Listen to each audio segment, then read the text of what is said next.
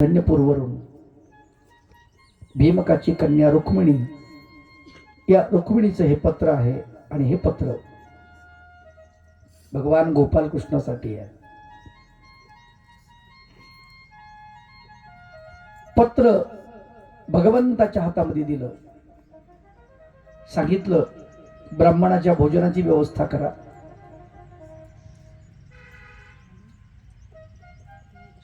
भगवंतानं पत्र घेतलं, वाचलं. जसं जसं पत्र वाचतायत तसं भगवंत आसनावरून उभे राहिले.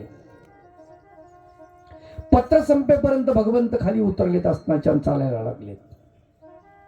अंगावरचं उत्तरीय वस्त्र मागे लोळते आहे आणि भगवंत पुढे चालतायत. चालता चालता आदेश दिला, सात्यकी आपला रथ तयार कर, द्वारकेला जायचंय. एवढंच बाकीच्यांना कळलं. पत्रात काय मायना आहे, कशामुळे द्वारकेला जायचंय कुणालाच माहित नाही. सात्यकीने रथ तयार केला. भगवंत लगेच रथावर विराजमान झाले. उद्धव देव आणि भगवंत सात्यकीला सांगितलं की तुम्ही इथे द्वारकेचं रक्षण करा, माझ्या पाठीमागं बलराम दादा वगैरे येतील, सांगता येत नाही. आणि भगवंत गेले.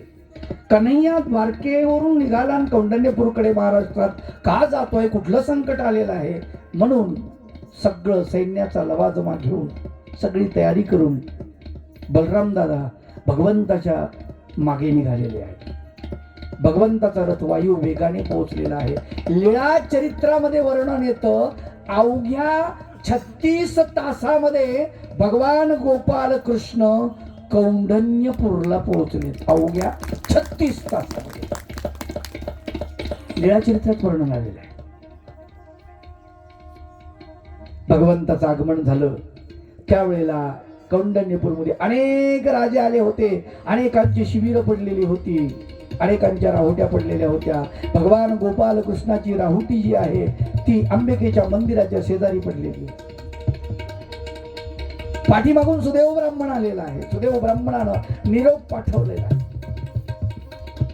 रुक्मिणीच्या महाली सुदेव ब्राह्मण गेले. रुक्मिणीला सांगितलं, रुक्मिणी भगवंत आलेत. आलेत? हो. काय करून काय नाही या ब्राह्मणासाठी. आणि गोष्ट खरीच आहे ना, ज्यांनी देव दाखवला त्याला काय द्यावं नाही.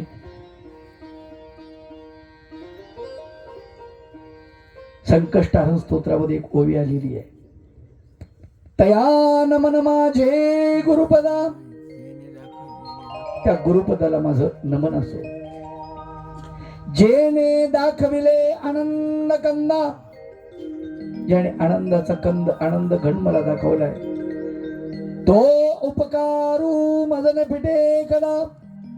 तो उपकार माझ्या जरा नाही फिटणार. देवा परमानंदा तूच फेडी. हे भगवंता ते उपकार तूच फेड रे बाबा. माझ्याच्यानं ते उपकार नाही फेडले जाणार आहेत. त्या गुरुचे माझ्यावर अनंत उपकार आहेत, कारण त्यांनी मला देव दाखवला. देव दाखवला.